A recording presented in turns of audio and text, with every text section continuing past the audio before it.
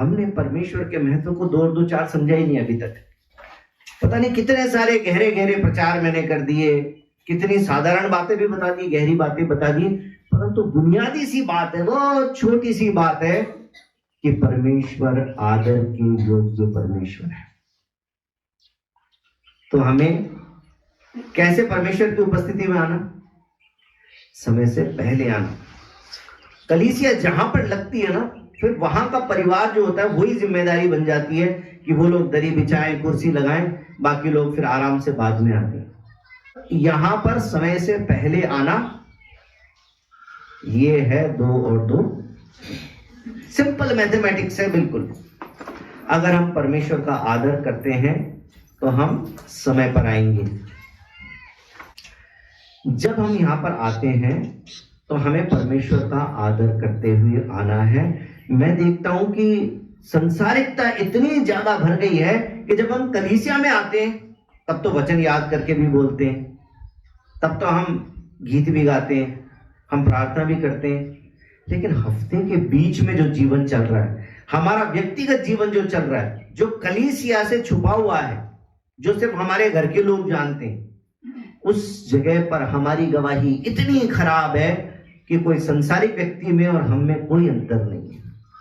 संसारिक व्यक्ति मियां बीवी आपस में लड़ते हैं और विश्वासी भी अपने घर में आपस में लड़ते हैं और तू तड़ाक करके भी लड़ते हैं, गंदी गंदी गालियां भी देते हैं। अपनी बहुओं को, अपनी सासें जो है वो ऐसे ऐसे शब्दों का इस्तेमाल करके तीर मारती हैं कि उसका दिल दुख जाए। वो अपना घर छोड़ के जो आपके घर में आई है बहू बन के, उससे प्रेम नहीं करते बेटी के समान। बेटी जो है वो जीन्स पहनेगी, कुर्ता पहनेगी, सलवार सूट पहनेगी, लेकिन बहू क्या पहनेगी? तो साड़ी पहनेगी। कैसी बाध्यताएं अपने घर में लग रहे हैं कि हमने दोनों के बीच में अंतर कर रखा है, बहू और बेटी में। जबकि मैं सिखाता हूं जवानों को जब उनकी शादी होती है कि आपके पास में शादी से पहले एक जोड़ी माँ बाप थे, शादी के बाद अब आपके पास 2 जोड़ी माँ बाप है। अरे भाई, तो जितना उस बेटी को, उस बहू को या उस दामाद को समझने की जरूरत है, उतना ही तो सासों को और ससुरों को भी तो समझने की जरूरत है कि आपके घर में अब एक बेटी या एक बेटा ही नहीं है, अब एक नई बेटी भी आपके घर में आ गई है या नया बेटा भी आपके घर में आ गया, ये भी तो समझने की जरूरत है। परंतु दामाद को तो फिर भी एक इज्जत मिलती है, सब प्रकार का इंतजाम। तो दामादों को सब कुछ नहीं सहना पड़ता, लेकिन बहुओं को बहुत कुछ सहना पड़ता है। वो अपने घर में बेटी थी, याद रखिए, वो अपने घर में बेटी थी। वो अपना घर छोड़ के आई है तो वो बेटी बनने के लिए आई है, लेकिन सासें बेटी नहीं बना रही उसको, और बहुएं अपनी सास को मां नहीं बना रही। दुनिया नहीं बना रही, कोई बात नहीं, मुझे उससे कोई समस्या नहीं, क्योंकि दुनिया को पता नहीं है प्रेम क्या होता है। लेकिन हम तो विश्वासी हैं। विश्वासियों के घरों के अंदर अगर बहू जाके अपने घर में बैठ गई है, मायके जाके बैठ गई और आ नहीं रही है, क्यों? क्योंकि पति जो है वो हाथ उठाता है, वो गाली देता है, वो मसीह व्यवहार नहीं दिखाता है। तो मुझे बड़ी शर्म आती है कि फिर मैंने इतने साल में क्या बोया, कौन सा बीज बोया जो मैं ये काट रहा हूं। क्योंकि ये व्यक्तिगत रूप से तो आपका परिवार हो सकता है, परंतु संगठित रूप में तो हम लोगों का एक मसीह परिवार है, जिसके अंदर एक अगुआ के रूप में, एक पिता के रूप में, एक बड़े भाई के रूप में परमेश्वर ने मुझे रखा है। जैसे पिता इस बात से बड़ा दुखी होता है कि घर में दो बेटे उसके और दोनों बेटे आपस में लड़ने लग जाए, तो पिता को और माँ को दिल में दुख होता है कि नहीं, कि जिनको बचपन से पाल पोस के बड़ा किया था, हमने तो ये संस्कार नहीं दी कि आपस में तुम लड़ो, पर दोनों लट उठा लेते हैं एक दूसरे के खिलाफ। संसार में तो होता है, परंतु मसीह लोगों में भी यदि ये होगा तो फिर हमारी मसीहत का क्या फायदा? दुनिया के लोग हमारे बारे में ऐसी गवाही नहीं देना चाहिए।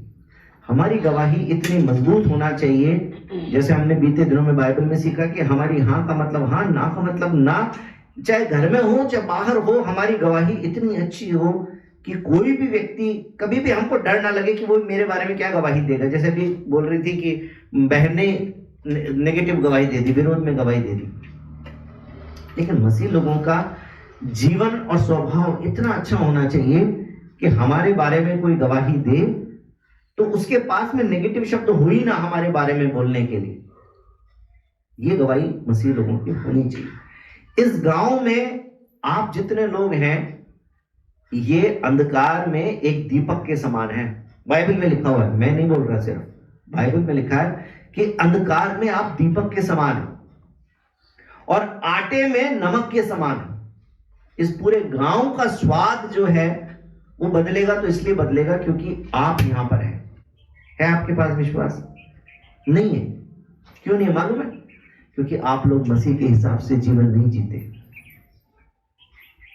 संसारिकता अभी भी आपके अंदर इतनी घुसी हुई है। मैं आपको डांट नहीं लगाना चाहता, आपकी ताड़ना नहीं करना चाहता, परंतु इन बीते दिनों में मुझे इतने सारे ऐसे अनुभव मिले जिससे मुझे ये बात समझ में आ गई कि 10 साल 12 साल से मैं जो प्रचार कर रहा हूं वो 2 और 2 4 बना ही नहीं आपके लिए अभी तक। किसी के लिए 2 और 2 3 है, किसी के लिए 2 और 2 5 है। किसी ने या तो ज्यादा समझ लिया, जितना मैंने समझाया उससे ज्यादा समझ लिया, यूट्यूब में समझ लिया, किसी दूसरे जगह पे जाके समझ लिया, तो मुझसे ज्यादा समझ गए तो 2 और 2 5 कर लिया, और कोई 2 और 2 3 लेके बैठे कि जो मैं सिखा रहा हूं सीखने को तैयार नहीं है अभी तक। ये अच्छी बात नहीं है। सांसारिक रूप से तो कोई फर्क नहीं पड़ता, क्योंकि मंदिर में जाने का कोई टाइम थोड़ी होता है। किसी भी टाइम चल जाओ मंदिर, भगवान को प्रसाद चढ़ाना सुबह 5 बजे जाकर चढ़ाओ, चाहे शाम को 5 बजे चढ़ाओ। लेकिन कलीसिया का सिस्टम मंदिर का सिस्टम नहीं है। कलीसिया के सिस्टम के अंदर यह है कि हमारा परमेश्वर सिस्टमैटिक परमेश्वर है, इसलिए हम भी परमेश्वर के साथ में सिस्टमैटिक तरीके से चलेंगे। हैफेजर्ड तरीके से नहीं चलेंगे, टेढ़े मेढ़े नहीं चलेंगे, समय से चलेंगे। हमारा परमेश्वर अनुशासित परमेश्वर है और हमें भी अनुशासन के साथ प्रभु के साथ चलना है। हमारे प्रभु यीशु मसीह ने हमसे इतना प्रेम किया कि हमारे खातिर अपना प्राण दे दिया, और हम समय नहीं दे सकते। पैसे की बात तो मैं करता ही बहुत कम हूं, पैसा देने में भी हम लोग कंजूस। हम लोग प्रभु के लिए मुट्ठी भींच भींच के खर्च करते हैं। मुझे नहीं पता हमारे कलीसिया के सब लोगों की मिलाकर के भी सैलरी 30-35 हजार रुपए से ज्यादा नहीं है, क्योंकि 3-3.5 रुपए से ज्यादा हमारे कलीसिया में इकट्ठा नहीं होता महीने का। कितनी शर्म की बात है। हमको परमेश्वर का सब कुछ परमेश्वर का दिया हुआ है, लेकिन परमेश्वर को वापस देने में, और मैं आपको बताऊं इससे परमेश्वर का नुकसान नहीं है, मेरा नुकसान भी नहीं है, नुकसान आपका है। और इसलिए मुझे दर्द होता है, क्योंकि परमेश्वर आपके जीवन में बहुत सारी आशीषें दे सकता है। फाइनेंशियल भी दे सकता है, सेहत की भी दे सकता है, सुख शांति की भी दे सकता है, परंतु हम परमेश्वर के साथ ईमानदारी से चलते ही नहीं है। इसलिए हमारे जीवन के अंदर संसार की जैसी ही सारी समस्याएं वैसे की वैसी बनी हुई हैं। बस एक अलग ठप्पा हम पर लग गया है, ये मसीह लोग हैं। संसार की नजर में तो हम मसीह बन गए, लेकिन परमेश्वर के नजरिए से हम मसीह बने कि नहीं बने, ये बहुत इंपॉर्टेंट सवाल है। हम अभी तक भी आत्मिक गणित में परफेक्ट नहीं हो पा रहे। परमेश्वर के साथ में प्रतिदिन का जीवन, जब तक सांस है, चाहे पिए चाहे जो भी करें, परमेश्वर की महिमा के लिए करना है। आने वाले दिनों का वेट नहीं करना। मैंने जवानों की मीटिंग में एक दिन बोला था, हम लोग कई बार वेट करते हैं कि जब नौकरी लग जाएगी ना उसके बाद लाइफ जिएंगे। अभी तो मेहनत करनी है, तो पढ़ाई करनी है, लेकिन जब नौकरी लग जाएगी ना फिर ऐश करेंगे, फिर जिएंगे अपनी लाइफ। फिर नौकरी लग जाती है, फिर टैक्स कटने लग जाता है, कोई लोन लिया तो वो चुकने लग जाता है, फिर लगता है एक बार ये लोन खत्म हो जाए ना उसके बाद में लाइफ जिएंगे, फिर मजे करेंगे। तब तक में शायद घर वाले बोलते हैं अब तो नौकरी भी लग गई, शादी करो। अब तो शादी कर देते, अब बीवी आ गई, खर्चा बढ़ गया। बीवी बोलती है घुमाने ले चलो, बीवी बोलती है बिंदी, सिंदूर, पाउडर, लाली, लिपस्टिक, साड़ी। फिर उसके बाद में आदमी खर्चा बढ़ा, फिर सोचता है कि थोड़ी कमाई बढ़ जाएगी तब ऐश करेंगे, फिर जिएंगे अपनी लाइफ। जितनी देर में यहाँ पर इंक्रीमेंट लगता है, प्रमोशन होता है, सैलरी बढ़ती है, इतनी देर में फिर बच्चे आ जाते घर में, फिर बच्चे के खर्चे बढ़ गए।